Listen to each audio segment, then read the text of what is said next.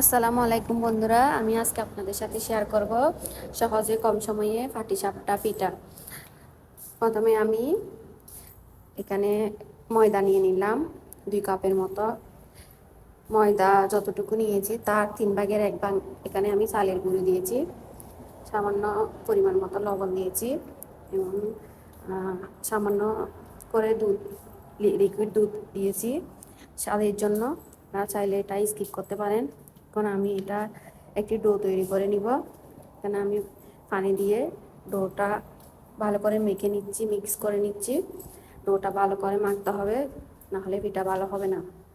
এখন আমি ডোটাকে আরেকটু মসৃণ করে নিচ্ছি আরও ভালো করে। এই দেখেন, আমি আপনাদের দেখাচ্ছি কেমন পাতলা হবে এবং কেমন ঘন হবে। ঠিক এরকম হবে ডোটা, ব্যাটারটা ঠিক এরকম হবে, না ঘন না পাতলা, এরকমই হবে। এখন আমি একটি নারকেলের পুর তৈরি করে নিব পিঠার মধ্যে দেওয়ার জন্য। প্রথমে আমি নারকেল নিয়েছি এবং সাথে চিনি দিয়ে নারকেলটাকে ভালোভাবে মিক্স করে নিব। হাত দিয়ে আমি এভাবে কচলিয়ে কচলিয়ে মিক্স করে নিয়েছি। এখন আমি একটি পাত্রে নারকেলটা চিনির সাথে যাতে মিশে যায় সেজন্য ভালো করে নারকেলটাকে নেড়ে চেড়ে মিশিয়ে নিয়েছি। এখন আমি এখানে পরিমাণ মতো লিকুইড দুধ দিয়ে দিলাম। এটা স্বাদের জন্য দিয়েছি, আপনারাও দিবেন, খেতে অনেক ভালো লাগবে। এখন আমি সামান্য পরিমাণে চালের গুঁড়ি দিয়ে দিয়েছি। এখানে দেখেন আমার ফুল রেডি হয়ে গেল। নেড়ে চেড়ে আমি ভালো করে দুধটাকে রেডি করে নিলাম। এখন আমি পিঠা বানিয়ে নিব। এখানে আমি হালকা তেল ব্রাশ করে নিলাম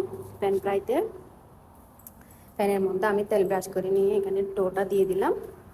দেখেন আমার পিঠা হয়ে গেল। এখন আমি ফুল দিয়ে পিঠাটাকে রেডি করে নিলাম। উপর থেকে একটু তেল ব্রাশ করে দিব। আমার পিঠা রেডি হয়ে গেল। আমি আপনাদেরকে আরো কয়েকটা বানিয়ে দেখাচ্ছি এভাবে। আরেকটি পিঠা হয়ে গেল আমার। আবারও আমি তেল ব্রাশ করে দিব। বন্ধুরা, আমার চ্যানেলটিকে আপনারা সাবস্ক্রাইব করবেন, আমাকে এগিয়ে যেতে সাহায্য করবেন। আমি আপনাদের সহজে মজাদার রেসিপি করে দেখাবো। আর নতুন নতুন আপনারা কমেন্টস করে জানান। দেখেন আমার আরেকটি পিঠা রেডি হয়ে গেল।